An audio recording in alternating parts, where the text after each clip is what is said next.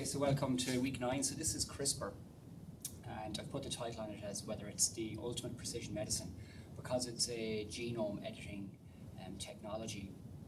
It really has the potential to change the sequences of genes, and with that comes the ability to provide new therapeutics. At the moment, there are no clinically approved therapeutics. It's one of the most rapidly advancing areas. For example, it was only first discovered in 1993, and really in the late 2000s is when it really came to fruition as a potential therapeutic tool. So there are a few clinical trials just been initiated now, so I think as time goes on, we will see more and more of these CRISPR therapeutics coming into clinical trials, and hopefully we'll see some being clinically approved. So what CRISPR stands for is clustered, regularly interspaced, short palindromic repeats. And essentially this was discovered in two life forms, bacteria and archaea, which are two of the three life forms, because the three life forms are eukaryotes and prokaryotes. And within prokaryotes then you have the bacteria and the archaea. Viruses don't have this system. And essentially what CRISPR is, in bacteria and archaea, it's an adaptive immune system. So it's thought that bacteria and archaea didn't have their own immune system, or in fact they have a very primitive form of it. It's not cell-based, it's molecular-based.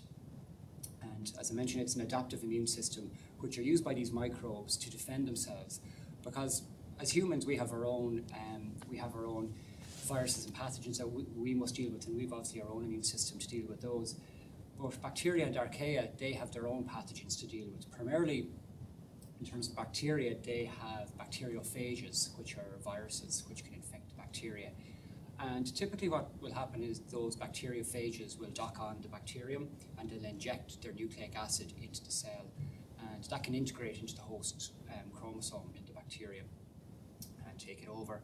And just like any virus, they co-opt the bacterium to make more copies of that bacteriophage, which then get released extracellularly. So bacteria then have this adaptive immune system to target these bacteriophages. And essentially how it works is there are a number of molecules within that are encoded in the bacterial genome to help them deal with this. The first one is a Cas9 enzyme, shown here in green. So that's a nuclease, in that when this is transcribed and translated into the protein, the Cas9 protein, it functions as a nuclease in that it can create a double-strand break in the DNA, the foreign DNA which is coming in, so from the bacteriophage, and it creates a double-strand break. The way it recognizes the actual foreign DNA is that it uses two RNA molecules which are also transcribed. One of these is called a tracer RNA in green here, and the second RNA molecule is known as a CRISPR RNA, or CRRNA. Now what happens is the tracer RNA and the CRISPR RNA form a hybrid together, so they base pair. So part of the tracer RNA, which is encoded on the bacterial chromosome, gets transcribed into messenger RNA. That hybridizes here to this single strand here, this messenger RNA, which is called the CRISPR RNA. And together, this strand here, this red strand, is used to search for complementary bases in the incoming target DNA from the bacteriophage. And if there's a match between the two strands, they will hybridize, and then Cas9 will come along and it'll create a double strand cleavage in the DNA. And with that then the viral or the bacteriophage DNA is now disabled. It'll be cleaved. So really it's a primitive form of an immune system that is used by the bacteria, but it is highly specific, because depending on what type of strand is used here in terms of the CRISPR RNA, it is used to make a nick, to make a double-strand nick at a precise location in the incoming bacteriophage DNA. And I suppose the upshot of all of this is that scientists, once they discovered this system in bacteria, they saw the specificity of it, that it could cut specific bases in the incoming DNA very precisely.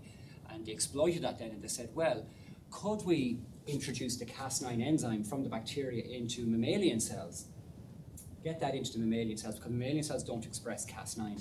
So put that in mammalian cells. And rather than using this CRISPR RNA to try and target the incoming DNA, they decided, the scientists, could you make a guide RNA strand here, which essentially mimics the tracer RNA and the CRISPR RNA together. And essentially, this provides specificity in that your guide strand RNA, you can design that against any part of the genome you wish. And with that then, once this hybridizes to your target DNA, for example in the human genome, the Cas9 enzyme will come along and it'll create a double strand breakage in the target DNA. And with that then came the potential in that you can genetically modify the human genome. You can create a double strand break here in the target DNA. And with that now you can introduce a mutation, or you can delete some bases, nucleotide bases if you want, or if you want to insert a new gene, if you want to insert new nucleotides, you can do that after you've created a double strand break. And so with that then came the potential to, it's a form of gene therapy.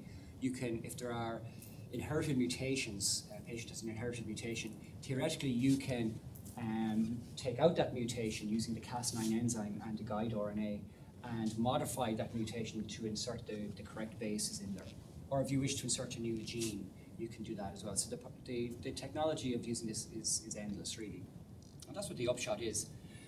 And really what CRISPR is, it's one of the many technologies which all fall under the umbrella of gene modulation technologies. And 2 weeks ago we covered the antisense and RNA interference mechanism, whereby you can modulate gene expression by introducing RNA, single-stranded RNA into cells, into mammalian cells, which base pair with the messenger RNA, and with that then they block translation into protein.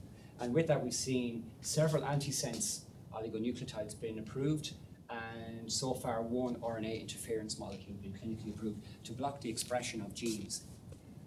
Now they're not that specific in that they don't target specific bases in the messenger RNA. You can't correct a mutation with this, but essentially you can just block the translation of a gene. So with that you can switch a gene off if you so wish. That's one of the gene modulation technologies. The second one we covered last week is gene therapy, whereby typically within a virus, the viral genome, you can insert a gene of interest into the viral genome and create a viral vector here, add that to your cells, and the virus will exploit its natural mechanism to infect cells and target its nucleic acids into the genome of the host cell, the mammalian cell, and depending on what type of virus it is, that DNA can integrate into the genome, or it can form an episome, which stays in the nucleus and forms a circular chromosome or plasmid-like molecule. And with that then you can get new genes into cells, and we've seen 7 of these clinically approved now in the last few years, gene therapies. But perhaps the most precise one falls under gene editing, of which CRISPR is one, because you can insert a guide strand, a guide RNA strand to any part of the genome you wish, to induce Cas9 mediated cleavage of the genome wherever you so wish. And CRISPR is just one of many gene editing technologies which have been out there. It's the most recent one and certainly the most exciting one. There are 2 others called zinc fingers and talons, and essentially both of these are nucleases as well. But some of them, for example, talons, rely on transcription factors to bind to the DNA and to induce cutting of the DNA. And zinc fingers work on a similar principle. Now, the only thing with zinc fingers and talons is their efficiency, their ability to cut the DNA is not always precise. They don't always cut at the right area. So in terms of precision medicine, they're not that optimized. Whereas CRISPR, which we discovered in bacteria, as I mentioned, this is definitely the most precise gene editing tool out there. So now the question is, now we know how this works in bacteria, we can use it in mammalian cells to edit the genome of these cells. And with that now there's been some clinical trials, and hopefully we'll see some clinical approvals of this. And at the end of the lecture I'll show you some examples of where this is happening. So mainly today I'm going to focus on, because it's such a new technology, the history of CRISPR and where it came about. It started out as an area which didn't seem that exciting. It was a novel finding back in 1993 by a Spanish scientist, and was published in a journal, Molecular Microbiology, which certainly isn't one of the world's leading journals. It's a decent journal, but not a Nature or a science journal. and it was not till many, many years later till these findings were built upon and then exploited for gene editing in mammalian cells. So the scientist in question was Francisco Mojica. He's based at the University of Alicante, and he was studying the salt-loving microbe Halopherex mediterranei, and that's an archaea. It's a very, very small microbe. And he was looking at the genome, the DNA bases in that halophile microbe. And he noticed when he looked at the genome sequence of this archaea, is that there was a number in green here of these repeating DNA sequences. And there were about 30 nucleotides long. And the 30 nucleotide bases were exactly the same every time. And what was interesting is that they also formed what is known as a palindrome, in that when DNA is obviously double-stranded, when you read the 5' to 3' end, for example, CTAG, CCT, if you read the opposite strand, the 3' to 5' strand, it reads the same way. So if you read from left to right on the top strand, it reads the same way as right to left on the bottom strand. That's known as a palindrome. So he noticed these palindromic sequences, as I mentioned, about 30 bases long, but they were in between them. There was these spacers of about 36 nucleotides long, and each spacer was different from the next spacer. So this spacer here on the left in green had a different genomic sequence than the blue spacer. So he just noticed this repetitive pattern in this microbe. Didn't know what they were at all, and he wrote it up in 1993 in the journal Molecular Microbiology, and it certainly didn't make a big splash at the time. No one knew what these spacers and repeat sequences meant at all. And he performed further studies. When he first looked at this halophile microorganism, he looked at other microorganisms as well for these repeat sequences subsequently. And he found that they were present in many bacteria. About half of the bacteria he studied, these repeat sequences were there, and the spacers were there. But they were very highly prevalent in archaea as well. So he found them in bacteria, found them in archaea, didn't find them in eukaryotes at all. So they were not present in eukaryotes. And they also were not present in viruses. Now, we don't call viruses living organisms because they can't sustain their own replication. They're not a cell. They're just essentially protein and a nucleic acid, and they need a cell to replicate. So they're not in the phylogenetic tree of life. So we found them in 2 out of the 3 trees of life. And what he came to the conclusion of these spacers and repeat regions was that in the bacterial genomes and the archaea genomes, that they were located between genes. They were in intergenic regions. And as I mentioned, there were multiple short direct repeats. He found in his halophile bacteria that there were his halophile archaea, that the repeat sequences were 30 nucleotides long. But when he looked at other bacteria and archaea, they can vary up to about 47, 48 bases long. And again, he's noticed these, when he looked through the different bacteria and archaea microbes, that these repeats were interspaced with the spacers shown here, different colors. And each spacer was certainly different than the other. And he found these similar structures of repeats and spacers in many other microorganisms, as I mentioned, but the DNA sequences of both the repeats and of the spacers were different. Those sequences were completely different, but had a similar structure. You saw this repeat, spacer. And again, he published this later on, didn't know what it meant. And again, it certainly didn't make a big splash. It wasn't until more recently, 2002, we come to now, whereby, so he called this the CRISPR locus. CRISPR locus of your repeat sequence followed by your spacer here. It wasn't until a few years later whereby 4 genes were located to the left of the CRISPR locus, and these were called Cas proteins, for CRISPR-associated proteins.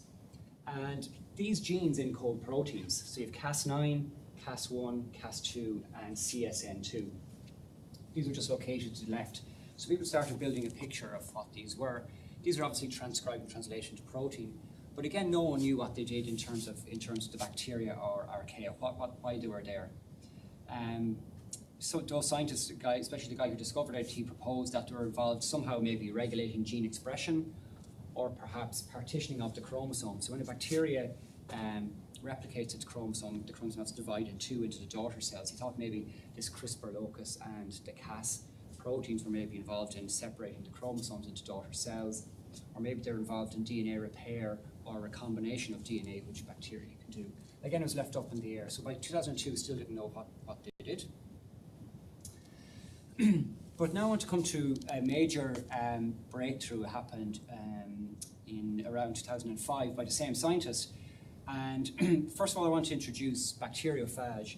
And what these are viruses, which are simply composed of a nucleic acid, DNA, which is surrounded by a protein coat, phage head.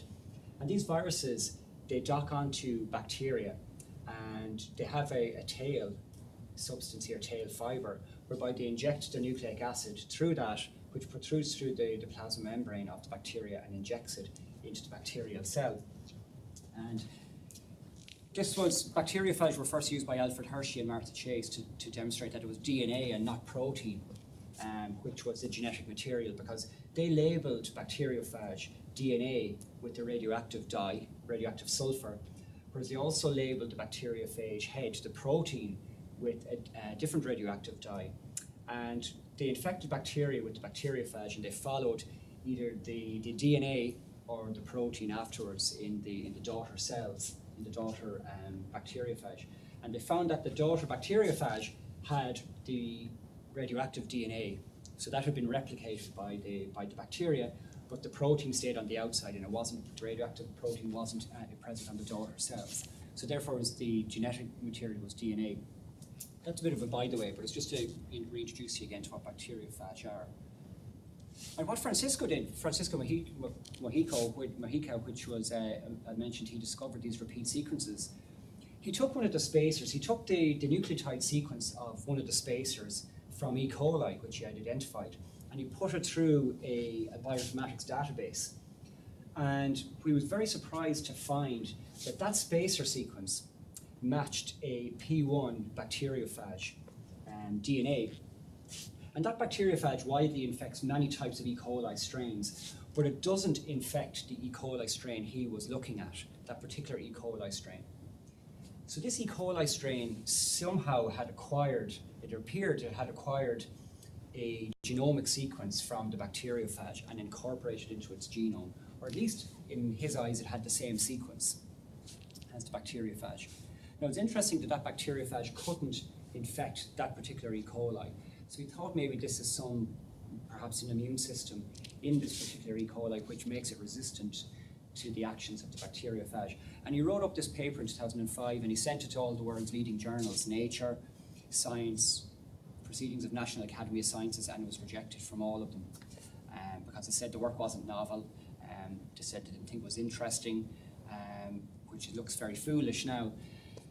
So he published it in 2005 in a lower journal eventually. It took him a few years to get it published. But in 2005 as well, there's other scientists working on the same thing because they started looking at these repeat sequences as well and the spacer sequences. And Gilles Vergniaud at University of Paris, he was analysing 61 bacteria samples, particularly Yersinia pestis. And the genome sequences of these 61 samples was almost identical, except for the presence of new spacers. So between these 61 Yersinia pestis samples, they were very similar in their genomic sequences, except they had different number of spacers, and those sequences were different from one to another. One Yersinia pestis sample had a different spacer compared to another one. And as well as that, he also found that these spacers corresponded to prophages. Now, prophages are phages which have integrated their DNA into the bacterial genome. So he found that these Yersinia strains also had these genomic sequences from phages in their genome. So again, there was a link there between those. And the third paper in 2005 that was published was from Stanislav Dusko-Ehrlich in the French National Institute of Agricultural Research in Paris as well. And he found again that these spacers present in bacterial or archaic chromosomes had homology to the DNA phage. So there's certainly a link there between a phage coming in and basically the same sequence appearing in the bacterial or the archaic genome. It wasn't just from phages though, it wasn't just from bacteriophages, because he also found DNA which was derived from plasmids. because we know plasmids can be transferred from one bacteria to another, and they can be seen as foreign elements as well. So some bacteria also had genetic material from other plasmids, which suggested that maybe they had come in contact with these plasmids at some stage in their life cycle. And that's where the field was in 2005, that there's certainly a link between the spacers and the genomic material from other organisms, particularly bacteriophages. And then 2 years later, another major breakthrough came from Philippe Horvath's lab in France. He's actually working for the food company DuPont, who make yogurt. And they use Streptococcus thermophilus they inoculate that into milk to convert lactic acid sugar into lactic acid, which forms a key component of the yogurt.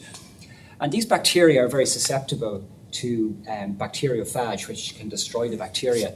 So he was interested, he was working in the microbiology department there in DuPont, and he was looking at, these bacteria, how can you make them more resistant to bacteriophages? And when he was doing some research on that, what he noticed in his paper, which was published, the first big paper on CRISPR, appeared in Science 2007, he infected Streptococcus thermophilus, his bacteria that's involved in yogurt making, with 2 strains of bacteriophage. And when he grew those in the presence of the bacteriophage, he created 9 resistant strains of the bacteria. So they couldn't become infected by the bacteriophage. And then what he looked at was gene sequencing. He looked at the sequencing of the genomes of his resistant bacteria. And he found, very interestingly, that the resistant strain had acquired the phage-derived sequences. So they hadn't those phage-derived sequences before he added the bacteriophage to them. But then over time, these bacteria had acquired that genomic sequence from the bacteriophage and incorporated into their genomes at their CRISPR loci. So these were essentially the spacers had been acquired from the bacteriophage and now put into the bacterial genome. And the proof of the pudding in his Nature paper, and why it was accepted by Nature, or by Science, was that if he took out that spacer region from the resistant bacteria, it now became susceptible to the bacteriophage again. Or if he took a normal Streptococcus thermophilus and inserted a spacer into it, into the genome, it now became resistant to that particular bacteriophage. So now there was certainly a link. Now we're seeing this immune system was being built up in the bacterium to be able to resist the bacteriophage. And this was really where the field started to explode. And after 2007, there was a number of advances as well. So I'm just going to show you the DNA sequence of the CRISPR array shown up here. Here in the black diamonds are the repeat sequences, and interspaced you have the spacer regions where the genomic sequence is different between each one. And to the left, as we know, you have the Cas genes. And at that time, remember at that stage, 2007, it wasn't known what the Cas9 gene did. We knew it was made into a protein, and Philippe Horvath's lab in that same paper in Science showed that the Cas9 gene, when it's transcribed and translated into protein, was a nuclease, and that it could clip the incoming DNA from the bacteriophage. And they also showed that it was cleaving DNA and not RNA. So DNA was the target, and it wasn't RNA. Other advances after 2007 was that it was shown that this CRISPR array shown here, this CRISPR array was transcribed into RNA as a single locus. So it's just one big long RNA molecule of the RNA forms of the repeat sequences and the spacers, this big long molecule here. And also, soon after, on the left, was this other RNA molecule called tracer RNA, which was transcribed just to the left of the Cas9 gene. This is a long RNA molecule, and I mentioned it's located upstream of the CRISPR array. And what was interesting is that it has 25 bases, 25 nucleotides here are homologous to the repeat sequences here. So there's some link here between the tracer RNA and the repeat sequences. Because now we know where the spacer sequences are there. We know that these are derived from bacteriophage. But what is the purpose of the repeat sequences? What are they doing there? And what we now know is that they bind, when these are transcribed into RNA, they bind to the tracer RNA molecule here. and I'll mention how they work together. So these were a few advances then after 2007.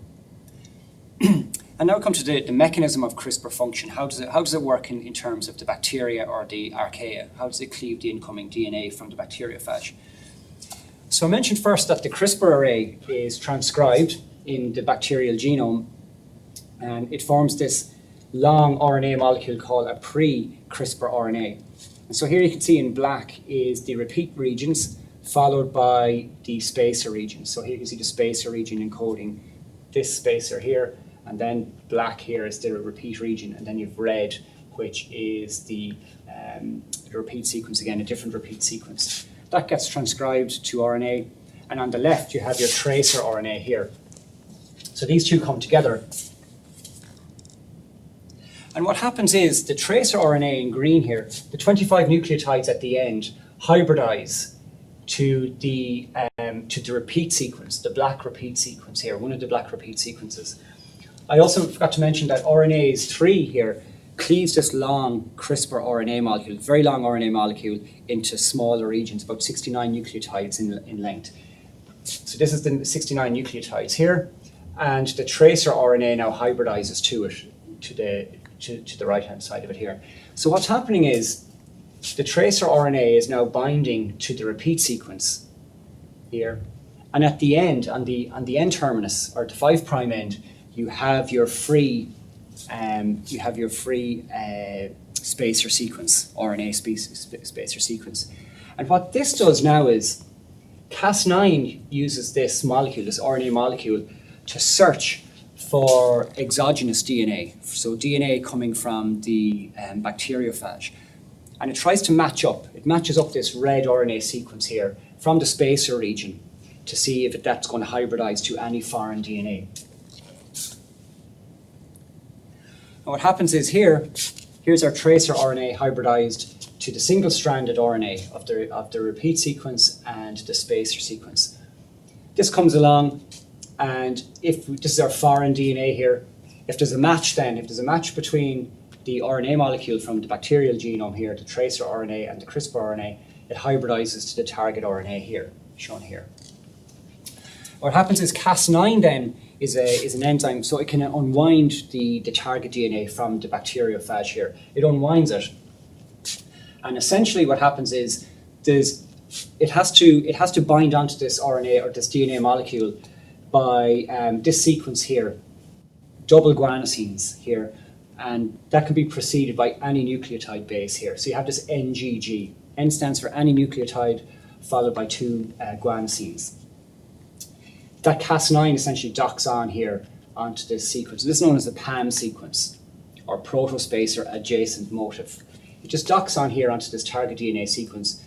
And once this happens, once the NGG sequences here, Cas9 can dock on, and if the tracer RNA and CRISPR RNA have hybridized to your target DNA sequence from the bacteriophage and a bond is formed, now the Cas9 can form a double nick on the target strand. And it doesn't just nick the target strand at any position, it nicks it 3 bases upstream from the NGG sequence here. So it's very, very precise, and that's what gives it its specificity.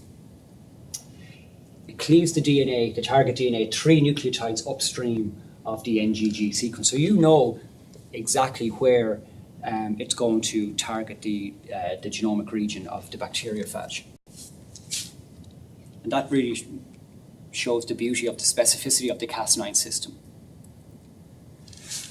And with that then, Cas9 just creates your double strand break in your DNA. So here you can see the NGG sequence in blue here. It's cleaved at 3 nucleotides upstream, there and there, and you just break that open. And what the bacterium has done now, or the archaea has done, is that it's used its own Cas9 and the spacer and the repeat regions to target incoming DNA from a bacteriophage and cleave it. And with that then, the bacteriophage's genome has now been disabled, it's been cleaved at a specific region, and it won't be able to replicate in the bacterium. And that's one way it creates, the bacterium or archaea creates its immunity against the incoming bacteriophage. And Cas9, I mentioned, is a nuclease. It has 2 domains, 2 nuclease domains. One domain cleaves one strand, and the second nuclease domain cleaves the second strand. So each of them do their own thing to sever the incoming DNA. So now that's how it works inside a bacterium or an archaea. But how are the spacer regions incorporated? Because they're already, I mentioned, they're already in the bacterium or the archaic genome. How do they get in there? How do these spacer regions get in there? And so what happens is I mentioned the Cas9 gene is the nuclease which cleaves the target DNA. There's two other genes there, Cas1 and Cas2, which are just upstream of the downstream of the Cas9. These are transcribed and translated into Cas1 and Cas2 proteins. So what they do is they are involved in recognizing the incoming DNA from the bacteriophage. So when the bacteriophage injects its DNA into the host bacterium, Cas1 and Cas2 form a complex, and they recognize this bacteriophage DNA. And what they do is they incorporate that DNA into the CRISPR array in here, between two repeat sequences. Okay? So the bacterium is actually recording DNA coming in from the bacteriophage here into its own genome as a repeat sequence, that 30 to 49 base pair sequence, and it goes in there and it stays there.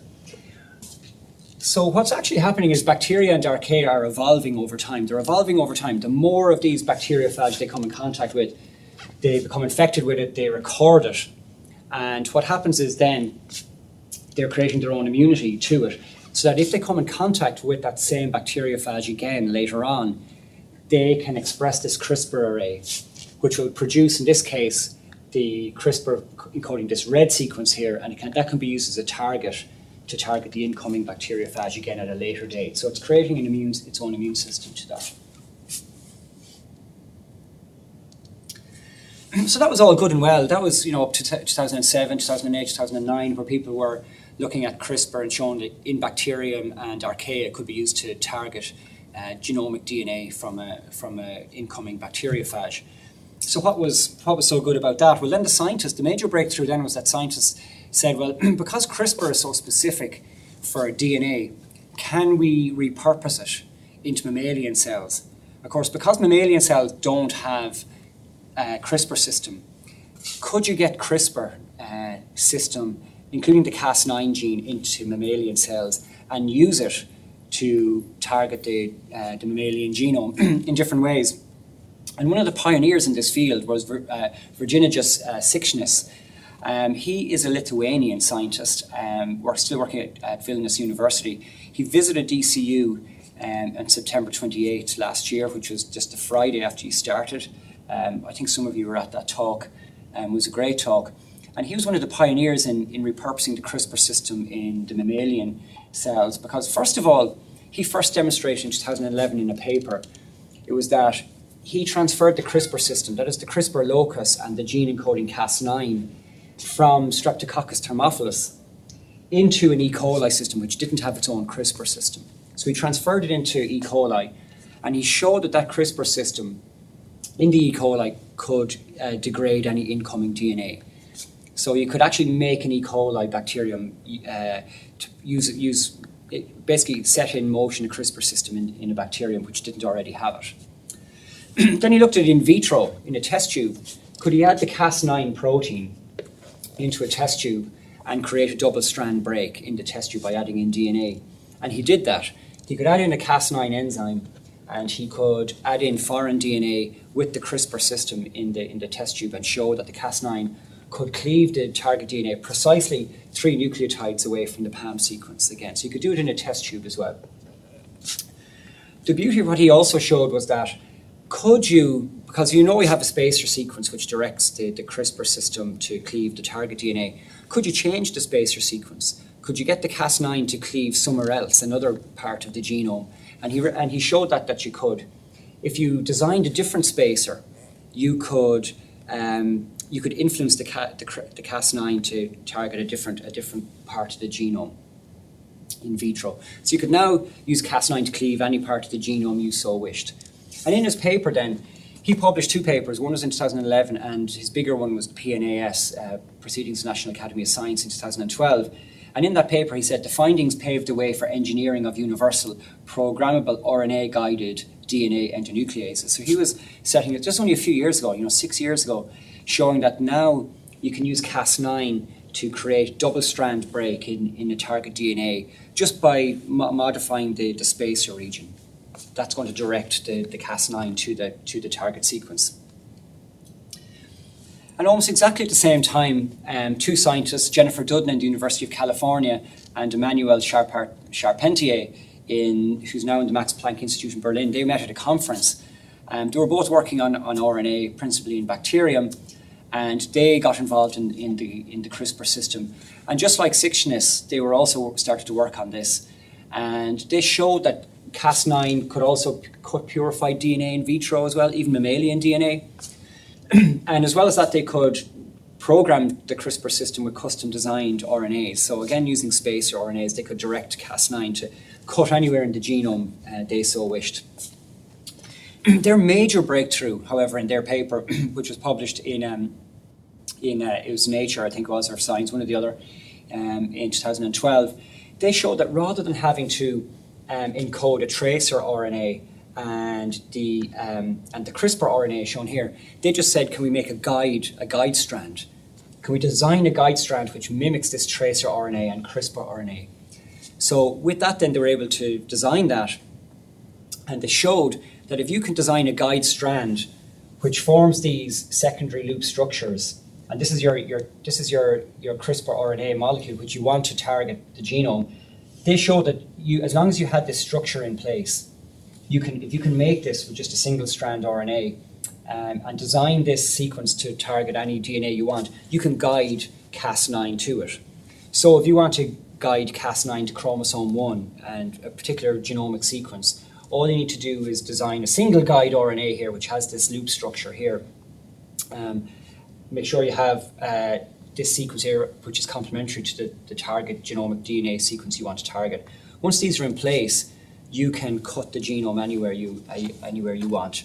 And again, they saw, like Sixtinis, they saw the potential of this because they said you have the potential to exploit the system for RNA programmable genome editing. So people were getting on board now and saying this is bacteria system and archaea system could be used to target the genome potentially in mammalian cells if you can get it in there. Because at that stage it hadn't been shown you can get that system in mammalian cells. This is only shown all in vitro really, in test tubes. Now, of course, eukaryotic cells don't express Cas9, the CRISPR Cas9 system, so they don't express Cas9 gene and they don't have that CRISPR locus in their genome. So could you potentially use the system here in bacterium to modify the genome of, say, for example, skin cells, brain cells, or liver cells? And that was subsequently shown because you can express Cas9 gene in these cells here. If you can get it into them, the gene encoding Cas9 in there, as well as the single guide RNA to guide the Cas9 to the part of the genome you so wish, you can now do that. And that major breakthrough was only 5 years ago when 3 major papers came out. One was from Feng Zhang from the Broad Institute in Boston. The second paper was from George Church in Harvard, and Jennifer Doudna had the third paper, University of California. They all came out pretty similar time. And this on the right shows what George Church did in his paper in Science. First of all, he was able to get all this system in mammalian cells, to express it in mammalian cells. First of all, he expressed a plasmid, which encodes the Cas9 gene from bacterium into mammalian cells. It was driven by the cytomegalovirus. So when he put that into his mammalian cells, he could express Cas9 protein there, which would cleave the target DNA. Of course, to target the DNA, he needs a guide. He needs the guide strand. So he also had expressed on the plasmid the guide strand, and that's shown here. There's a part of it is shown in green. That contains the target sequence. It contains about 20 to 23 nucleotides long. That was DNA. So when that gets transcribed into RNA, this is the sequence here. So this is designed to match, to be complementary to any part of the genome you so wish. Just 3' to the target sequence was the RNA scaffold, which mimics the tracer RNA. And this forms this stem loop structure here. This forms the guide RNA. And at the end, there was a number of thymines here at the end. So this is the structure you need to make of your guide strand shown here. What happens is your target sequence is going to bind and hybridize to your genomic sequence here. And as long as you have the PAM sequence, the PAM sequence NGG shown here, with that, that's going to guide your Cas9 to it. And Cas9 is going to cleave it at three bases upstream here. And he showed that by changing the target sequence here, this target sequence, you could guide Cas9 to any part of the genome you so wished. And these 3 papers were the major ones in 2013, showing gene editing in eukaryotic cells. It was a major breakthrough. And so at that stage, really, you'd have to ask, okay, you can create a double-strand break very specifically at a part of the genome you so wish. That's great. You're creating this double-strand break here. But what's going to happen now? How do you edit a genome after that? How are you going to insert a new nucleotide or insert a new gene in there afterwards? And what happens is when you introduce the Cas9 and the guide strand into mammalian cells, and you create that double-strand break, the mammalian cells automatically try to repair it. They sense that double-strand break, and they try to repair the break. And there's 2 major systems in mammalian cells that try and repair it. The first one is known as non-homologous end joining, or NHEJ. And this is the dominant pathway for repair of double-strand breaks in all mammalian cells. Now, it's error-prone in that once the system, which comprises of a number of different enzymes and proteins, when they try and repair this double-strand break, they often introduce mutations inadvertently into the broken sequence when they repair it. And so what happens is the new nucleotides can be inserted, shown in red here. And that can lead to a stop mutation, or it could lead to a new base being inserted. So a new nucleotide being inserted, obviously, that can lead to a new amino acid being encoded in the genome. Or it could be a deletion as well. So there's many possibilities. So it's a bit of a random mix as to what happens. So after you've done your double-strand break in the genome, you have to characterize those cells as to what is the genomic change which has now been incorporated by the NHEJ system. And with that, then you can bring your cells forward and select the cells you want. Now, the other main mechanism of repairing the double-strand break is the homology-directed repair, or HDR. And this is a system whose efficiency is much lower than the NHEJ, but it does happen naturally in mammalian cells. But it can be used, this system can be used to create insertions or deletions. So you can insert a new gene, for example, within that double-strand break, or you can actually take out extra nucleotides from to the left or the right of the double-strand break. So there's many things you can do here using this homology-directed repair. So if you had a gene of interest here, you could get that inserted within your double-strand break here. And now you've introduced a form of gene therapy using the CRISPR-Cas9. However, this is really inefficient, and in the last few years now we're seeing new methods have been published whereby Cas9 has been modified in various ways in that you can increase its efficiency. So you can predict exactly, by genetically modifying Cas9, predicting how it's going to affect the double-strand break. So you can use more accurate methods to change a base here or to insert a gene. There's many new ways of doing that. And as well as that, there's been a huge influx of studies whereby you don't have, with Cas9, because Cas9 can be directed to any part of the genome very, very specifically through the guide strand, people have now knocked out the nuclease domains of Cas9, so they can guide Cas9 to the right part of the genome where the PAM sequence is. But since they've knocked out the nuclease domains, it's not going to cleave it.